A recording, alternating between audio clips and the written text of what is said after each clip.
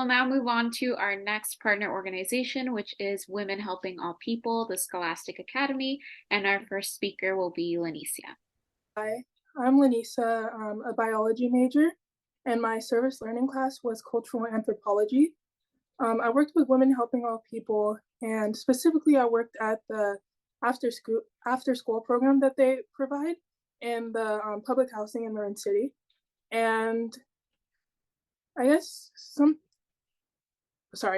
something that like stuck out to me while in my experience like in the class and working with Women Helping All People, just being there at the after school program is like the idea of how important history is, because like going into the class I knew that Marin was like one of the richest like counties, but I guess I didn't really realize that it also has like one of the highest racial disparities in terms of like education and income. And I come from the Central Valley, so I just didn't really have that knowledge. I never really thought about it, and yeah, it's just cool because I learned a lot. And another thing that I also noticed while we're working with Women Helping All People is this idea of like this idea of agency, because when when you look at these issues, it's kind of easy to see people as victims when this really isn't it shouldn't be the case. Because when I was throughout my time working there, I noticed how it's like a collective effort between like the tutors, teachers, parents, and kids to just be able to make sure that the students are like academically caught up or just even ahead. So it was there's a lot that goes into it. So agency is a good thing, and I also think it was a enriching experience because I learned I'm not from Marin, so it was like another way to like I guess explore more, because I had never been to Marin City. And yeah, it was just I definitely think service learning would be a great way to I don't know, see more of Marin if you aren't from here. But yeah. Thank you so much. That's awesome that you were able to learn so much from your experience. We will now pass it on to Kayla. Hi, everyone. My voice is going, so this might be a bit shorter than intended. But I am a junior psychology major with a minor in counseling. My service learning class was self, community, and ethical action, and I worked at the Finders Keepers shop from Women Helping All People. And I think what I found most engaging is just the contextualizing of classroom knowledge to practical application. There's a really good piece on perspective taking as a tool for building democratic societies from Jose Calderon. And he talks about using that in community by giving his students material that is relevant to the communities that they exist in, and then partnering them up with community organizers, which in their case was day laborers, and having those community organizers become the professionals in helping students gain that context. And I think that that's exactly what these classes do. So we're learning about these things on paper. And I myself grew up in a housing complex. I thought that I would have a good understanding of what that might look like. But of course, the Black experience is very different than my own growing up in Sonoma County, where we don't have that kind of cultural history as richly. And I think that it's one thing to learn about these things and to have it on paper and to kind of conceptualize what it might look like. But going into these communities and being welcomed by these people and hearing their stories of grief and triumph and resistance is such an important piece. And I think, especially for myself as a psychology major, there's a lot of reckoning that needs to happen in the psychology world, especially the white Western psychology world, of how we address people from other cultures, their perspectives, their spiritual beliefs, their experiences in our society.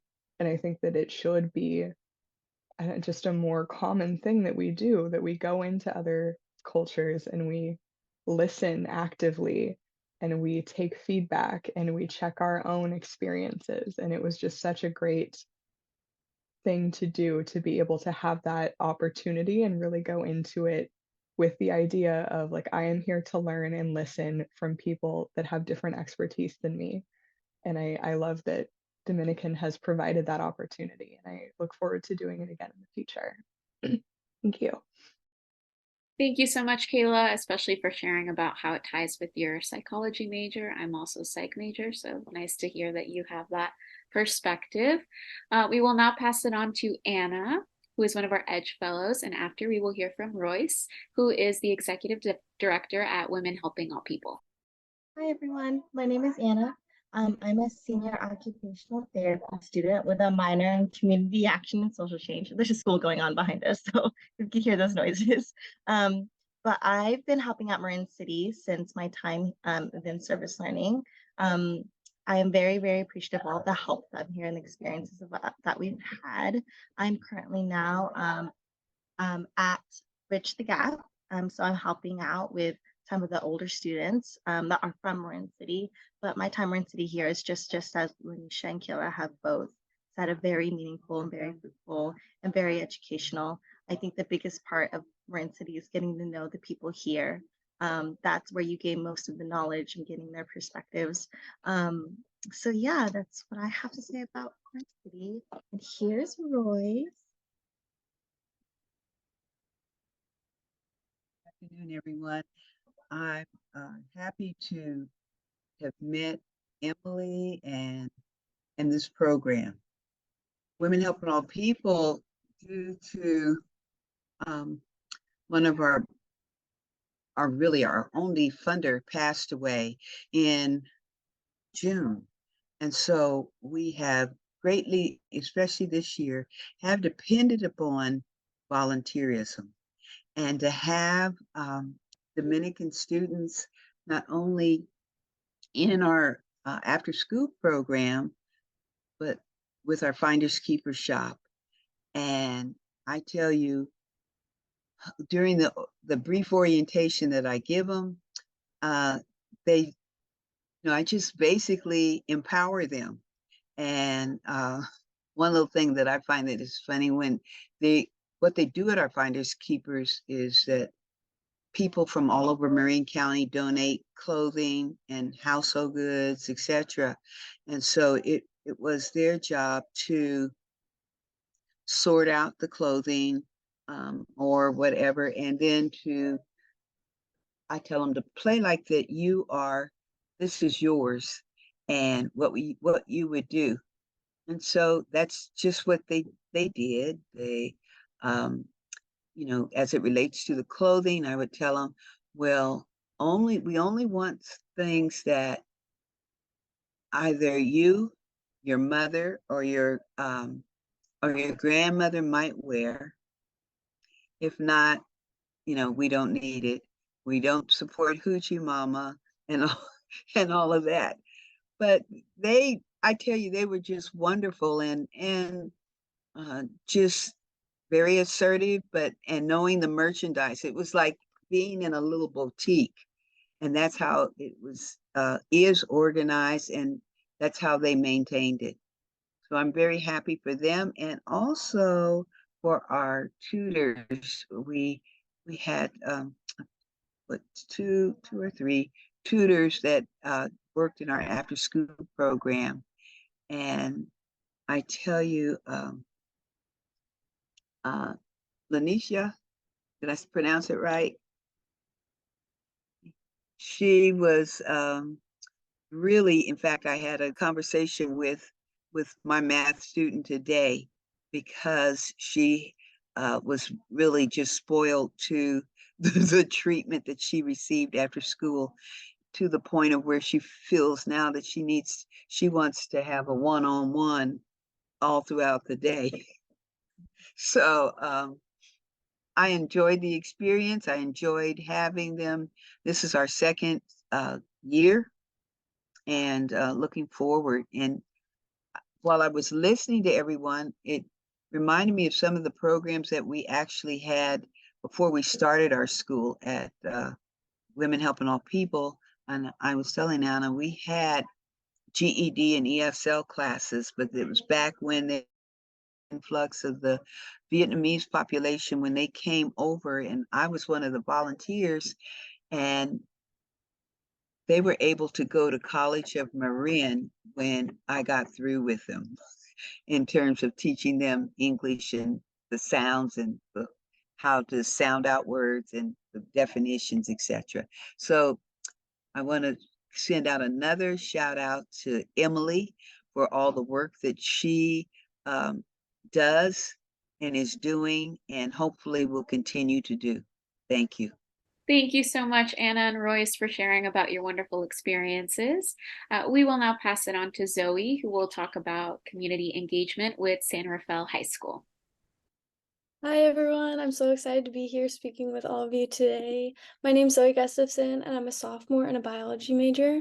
This semester I was lucky enough to take 2 service learning classes. I took healthcare ethics and equity and cultural anthropology.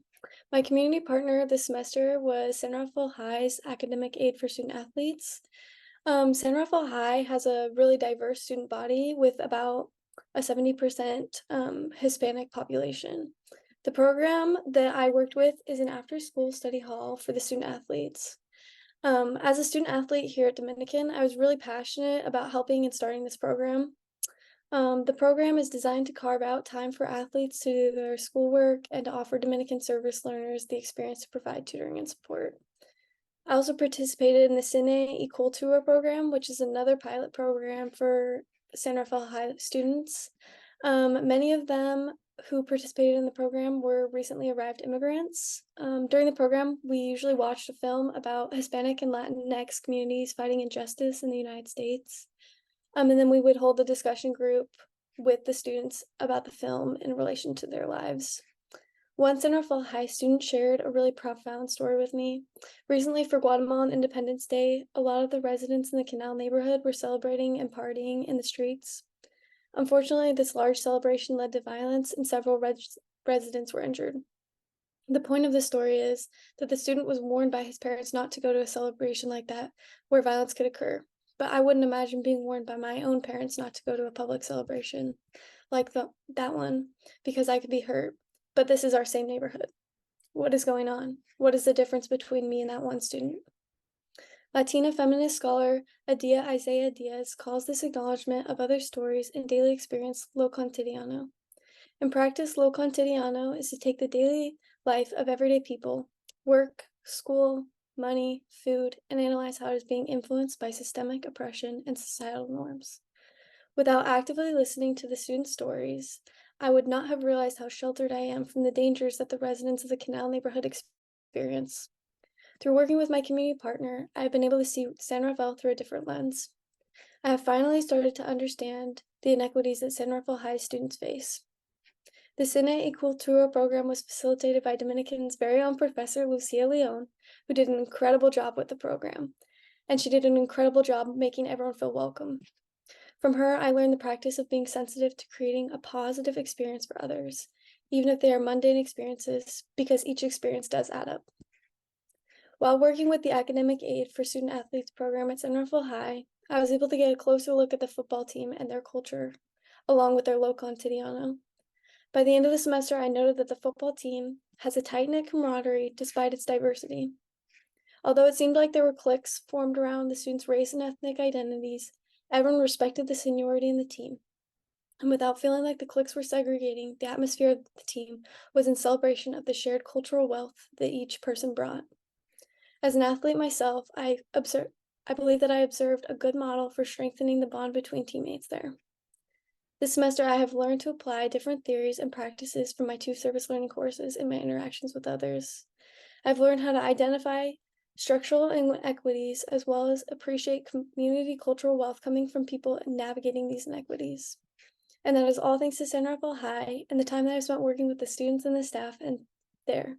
I'm very grateful for my time spent with the programs this semester, and I know that it will benefit me for many years to come. Thank you, everyone. Thank you, Zoe. It's so nice to hear that you had such a great experience working with the high school students. And it's a perfect transition for our next program, which is La Vida Dominicans Initiative of Cine y Cultura at San Rafael High School. So we will now pass it on to Doctora Lucia Leon. Thank you, Daniela. Thank you, Zoe, for sharing. So I want to tell you a little bit about Cine y Cultura. It was part of my La Vida Community Engagement Fellowship. So in collaboration with the Center for Community Engagement and San Rafael High School, I developed Cine y Cultura, which was really modeled as an ethnic studies film series where we could talk about critical and important topics within the experience of Latinos in the United States. So over a series, 5-part series on Friday mornings, we would join the high schoolers on their campus. And we this semester showcased Made in LA, which is about Latina and Chicana garment workers in LA fighting for labor rights. And A Million Miles Away, a recent film about Jose Hernandez, who grew up in Stockton, California, and went on to become an engineer and an astronaut. And each Friday, we had about 35 to 50 high school students join us. And as Zoe said, the majority were recently arrived to the United States. And so they were in that transition period. The majority were Spanish speaking. So we watched all the films in Spanish. And then we transitioned into talking circles. So we'd watch the film for a little bit. And then in our talking circles, I had guided questions for our Dominican students to facilitate these conversations with the high schoolers. And the questions were really about their thoughts and takeaways from the film. And so these talking circles became really animated spaces for our Dominican students to facilitate conversations about the high schoolers' experiences, their cultural connections, the spaces to practice a Spanish skill set or English skill set as well.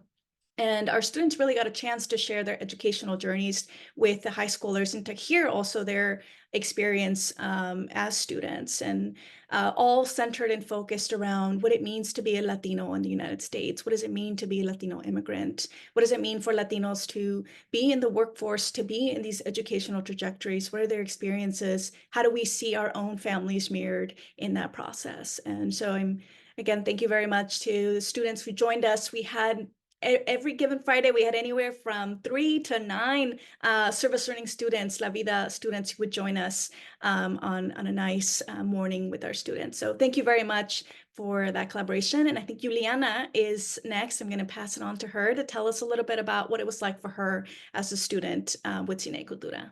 Thank you.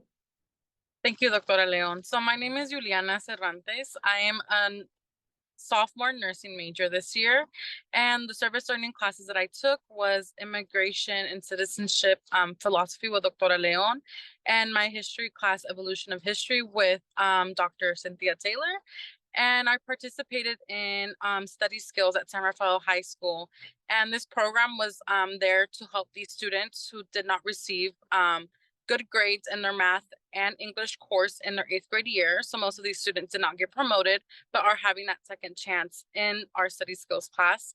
So we would help them with tutoring, with math skills and English, whatever they needed to do. But most of the cases, these students didn't want to do their homework. It's any typical high schooler. And so finally, towards the end of the semester, we were able to get these students to do their homework. The only one fact that we did find interesting was that the library is not open to these students. And the majority of the population, as mentioned before, is 70% Latino students. So I really did see a big, impact on how the library is not open for these students and how they don't have the same opportunities as other students, as well as Latino students do rank lower while testing sometimes due to having learning disabilities that are not diagnosed yet. And I also participated in Cine y Cultura with Doctora Leon. I went on 2 Fridays, and it was very interesting seeing all the Spanish speaker students who I haven't seen in my study skills class, and how their journeys coming here impacted their life till this day, as my class was mainly about citizenship and do you belong here? How can you get here? And who paid? And basically a lot of these students did have those stories that resonated with A Million Miles Away, of coming here and being farm workers and, echándole ganas, like trying to do as much as they can to provide for themselves and their families. Overall, this experience has changed my view on these students, and I hope people will be able to participate in Cine y Cultura for the years to come as they can see these children and how we change their minds of how they live and how we should also see how they are and change in the future for us. Thank you. Thank you so much, Dr. Leon and Yuliana, for sharing about that. We will now pass it on to our next organization, which is Youth Transforming Justice, and we will hear from Gina. Thank you, Daniela. My name is Gina Dudley. I'm also one of the Edge Fellows here at Dominican. I'm a double major in social justice and psychology with a minor in pre-law. Right now, I am currently taking two service learning courses, both with Professor Emily Wu. I'm in her cultural anthropology class, and I'm also doing my capstone with her as my faculty advisor. So my capstone research is focusing on restorative justice initiatives in Marin County and how they're working to combat the school to prison pipeline. So that kind of makes it obvious as to why I would then choose to work with Youth Transforming Justice as my service learning opportunity. So the unfortunate reality of our juvenile justice system is that young individuals receive punishments that are impacting their entire lives over something that was probably just a one-time mistake or a a mistake that did not need to cost them as much as it did. So this semester at Youth Transforming Justice has really shown me how there's so much more to these youth than what meets the eye.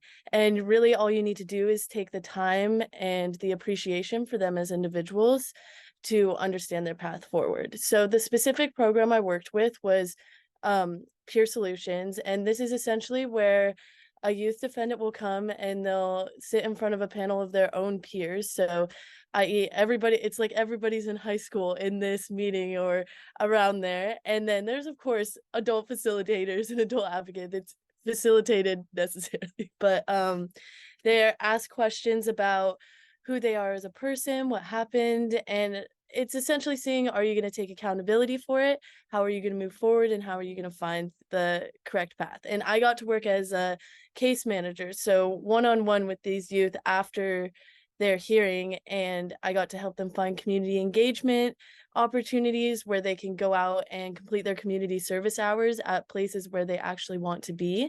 And then also encouraging them to go support their other peers at their hearings. One core, sorry, a concept that was presented in my cultural anthropology class that I found really useful in my time at YTJ was appreciative inquiry. And this is essentially asking meaningful questions and inquiring appropriately about who an individual is and listening to what they're really saying. Appreciative inquiry was really necessary because I'm working with youth who are 15, 16 years old, and we've all been there. We all haven't been that really open to sharing much about ourselves or being open to a complete stranger who's trying to help us. So using appreciative inquiry, I was able to learn a lot about who these kids are and about the program that they're in, Youth Transforming Justice, and help them find a new path for themselves and take accountability and grow from their actions. So this semester did bring a lot of important realizations regarding juvenile justice and how impressionable the young individuals are. And I actually learned a lot from Zoe and Azan and a lot of the other people who you've already heard talking, because in my service learning class, cultural anthropology, I get the opportunity to talk to my other classmates and learn about how the connection between San Rafael High School and the youth who are at YTJ and, even next generation scholars. So it's really, really great to see the community and how it spans past all of these different organizations and how we can work to create a collective better path forward. So now I think you get to hear from my amazing supervisor, Antonio, who's also at YTJ. Thank you, Gina. I just want to say I'm impressed by all the meaningful work that Dominican University students are doing in this community, and incredibly thankful to have Gina as one of our college interns. As she mentioned a little bit, a lot of our work is focused on keeping students in the classroom and out of the criminal justice system. We are thankful to have a pretty good relationship with the San Rafael City School District, that when an incident happens and a student is on the verge of being suspended, they have an option of either saying, you know what, I'll take the suspension, or let me go work with these guys, and hopefully have my suspension waived if I complete all of the things that I need to. Like, if we get real honest about suspensions, they're just ineffective at addressing misbehavior. If you sit with a student and you ask them, like, what did you do during your suspension? They're likely to say, I was watching TV, playing video games, like I was eating all the food in the fridge. And if you talk to the school about what the goal behind the suspension is, it's like they want that student to learn that whatever thing they did is incorrect, but that's just simply not happening at home, right? Especially when you talk about the way in which suspensions disproportionately impact students of color. A lot of the families here in Marin who are low income are Latinos, and they simply don't have the ability to say, my kid's suspended for the next 3 days, so I'm just not going to go to work. That just doesn't happen, right? They need to work to keep the lights on. And that means that young person is at home unsupervised. And what often happens is they get into more mischief, and that mischief causes them to end up on the probation's radar. So we're doing everything possible to make sure that they're getting that education that they need and they're able to cross that finish line with the rest of their classmates. When you look at the data, suspension is a big indicator of somebody not completing high school. And one of the biggest factors of people ending up in prison is them not having a high school degree. So if we know that information, we should be putting all of our resources to making sure that every young person feels like they have the support that they need to get that high school degree. And it wouldn't be without the help of all of the amazing interns that we have that would allow us to just have such a high completion rate with all the young people that are referred to this program.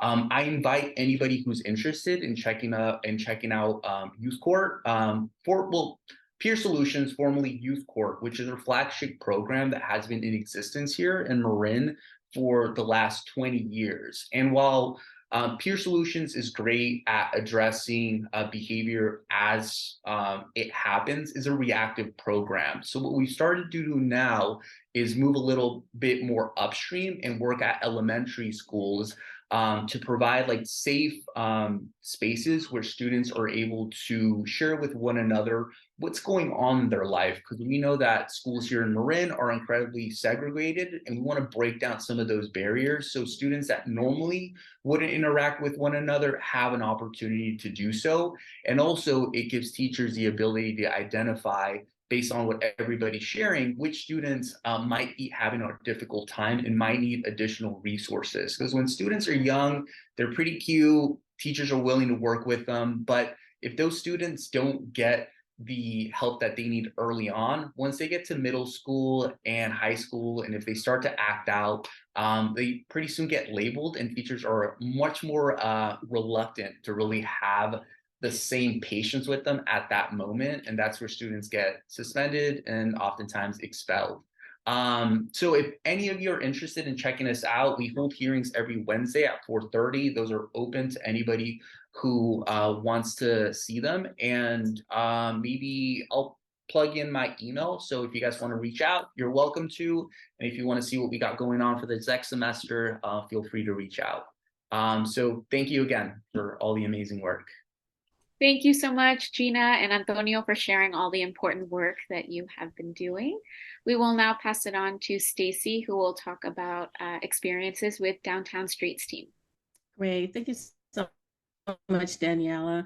My name is Stacy Young, and I am part of the class of 2023, graduating this weekend with a major in sociology and a minor in religion and philosophy. My service learning opportunity is with Downtown Streets team, and it supports both my cultural anthropology as well as ethics from the margins courses here at Dominican with professors Wu and Moles. So at 30%, California has the highest population of individuals experiencing homelessness. And Downtown Streets teams builds teams that restore dignity, inspire hope, and provide a pathway to recover from homelessness, and that's their mission.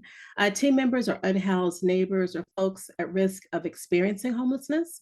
They receive access to case management, system navigation, and employment placement services from the downtown streets teams trained case managers and employment that help challenge perceptions of homelessness.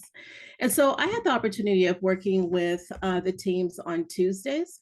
It was typically a team of 7 to 8 male participants, and they were participating in their flagship program, and they range from ages mid 40s up to 80. And so our team swept the streets of downtown San Rafael from Luton's Place to D Street along 4th Street.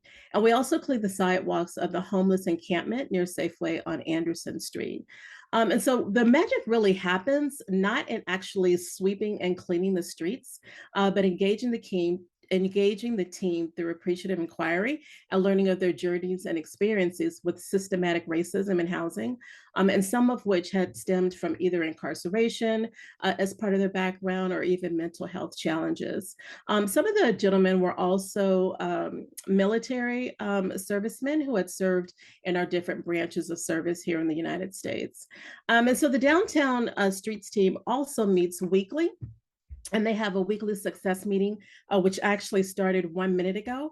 And so that in that meeting is where they have an opportunity to share their wins of the week, welcome new members to the program, and receive information on work opportunities from their community partners, and just really encouraging one another to keep going and not to give up. They also receive additional food rations as well as supplies. And then at the weekly success meeting is also where they are compensated for the work that they've done throughout the week.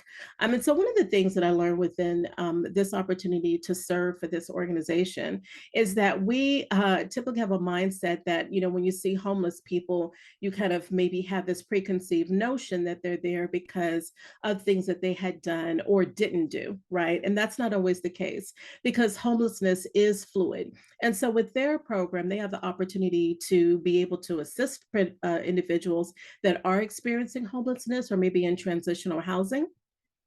And so those individuals, once they get to a point where they can support themselves, if they happen to fall on hard times again, they can always return to the program. And so it's that constant fluid support that they have with downtown streets teams. And so the one thing that I'm excited about, and that is in speaking with case manager and the individual that I worked with downtown streets team, is the opportunity to be able to come back and kind of pay it forward, right? So going back and being able to share my skills from a professional point of view, being in the workforce, on how to either interview for positions, overall looking at best practices for jobs, and then just really being able to encourage the team. So that's one of the things that I'm looking forward to. And I just want to thank Professor Wu for working so diligently to not only find and secure the opportunity with downtown streets teams, but also working with the other organizations that we've had an opportunity to participate with. So thank you so much for this time. And Daniela, I'm going to turn it back over to you. Thank you so much, Stacy, for sharing all of that wonderful information and the experiences you had. We will now pass it on to our final presenter, who is Azan, and he will talk about working with Rotacare. Thank you, Daniela. Hi, all. I'm Azan. I'm a biology and social justice major, and I'll try to wrap up things. I've been working with a community partner called Rotacare, which is a free clinic for all underinsured or uninsured individuals. And this semester, one thing that I was kind of focusing on that I learned from cultural anthropology was the idea of a complex web of disadvantages that result from the intersections of race, gender, and class. And they can reveal these differences having a significant impact on health outcomes.